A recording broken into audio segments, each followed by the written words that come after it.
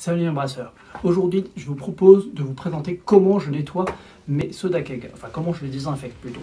Donc j'ai bien sûr préalablement nettoyé, et ce que je fais, c'est que j'enlève le couvercle et je le trempe dans une solution désinfectante sans rinçage, type uniproxy.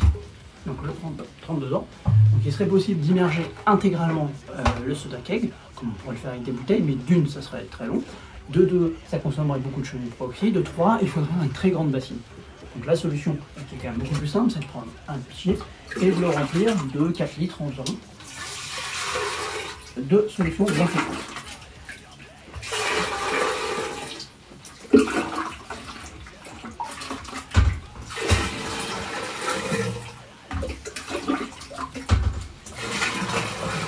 Donc voilà, une fois que j'ai fait ça, je le referme tout simplement.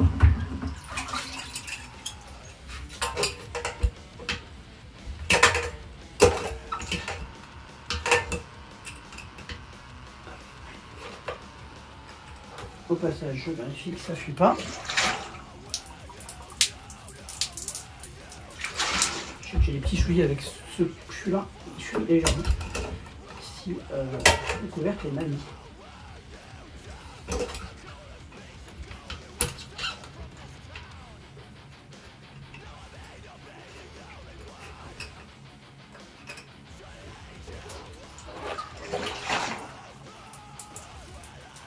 Ouais, toujours. On va essayer. Ça, c'est pas normal, c'est un défaut que j'ai sur ce fût-là. Hop.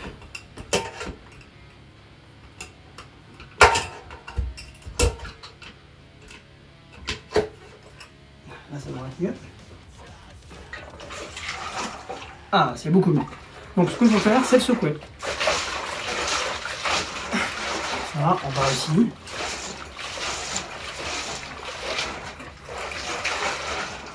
ensuite, une fois qu'on l'a bien secoué, on peut le laisser reposer quelques minutes en bas, quelques minutes en bas si on, quelques minutes peut-être en bas si on a envie.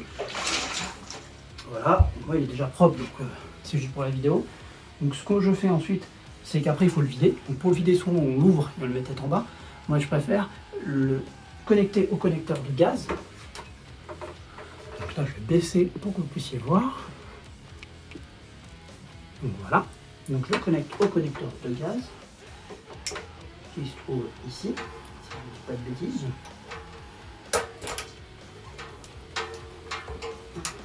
Voilà. Et je le connecte de l'autre côté, le connecteur de bière. Voilà. Et je vais mettre la sortie de la bière dans mon seau qui contient la solution désinfectante. Et ce que je vais faire, c'est que je vais allumer le CO2. Donc ça va remplir le seau en fait. Ça va remplir le keg, pardon.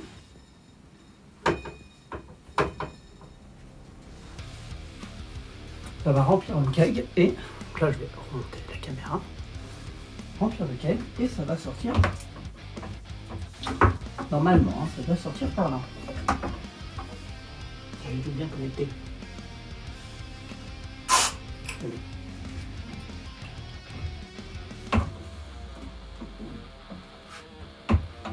Logiquement, ça doit sortir par là. Ça doit prendre peut-être un peu de temps.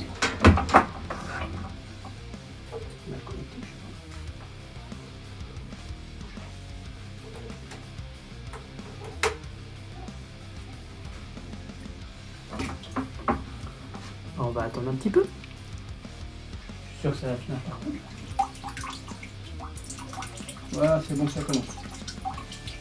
Là, ça coule tranquillement. Ça va être de plus en plus intense, on va dire. Du temps que tout simplement le CO2 fasse sa pression et permette au liquide de sortir.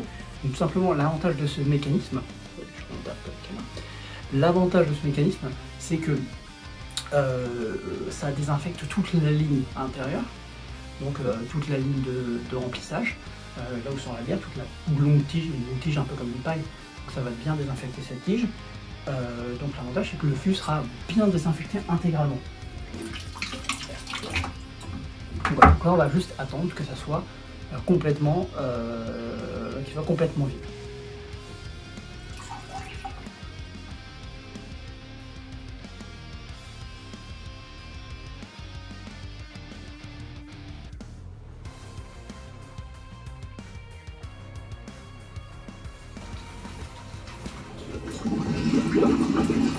Donc voilà, ça y est, maintenant il y a de l'air qui sort, ça veut dire que tout simplement le CO2 est en train de s'évacuer, donc il n'y a plus de liquide dans la bière. Donc ce qu'on fait immédiatement, c'est qu'on coupe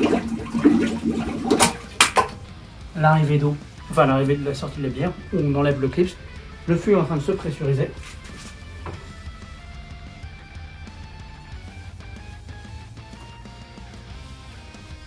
Là. Voilà, maintenant on peut couper le fût, alors soit on peut le remplir un peu plus de... on peut le remplir de CO2 pour faire la purge de CO2 maintenant, soit on peut attendre, moi je vais attendre un peu parce que je vais réessayer de le vider plus tard. Donc là tout simplement je vais couper l'arrivée de CO2 et je vais pouvoir l'utiliser lorsque je vais pouvoir le remplir, donc juste je le purgerai avant de CO2. Voilà, si vous avez aimé cette vidéo, abonnez-vous et n'hésitez pas à cliquer sur la petite cloche. À bientôt.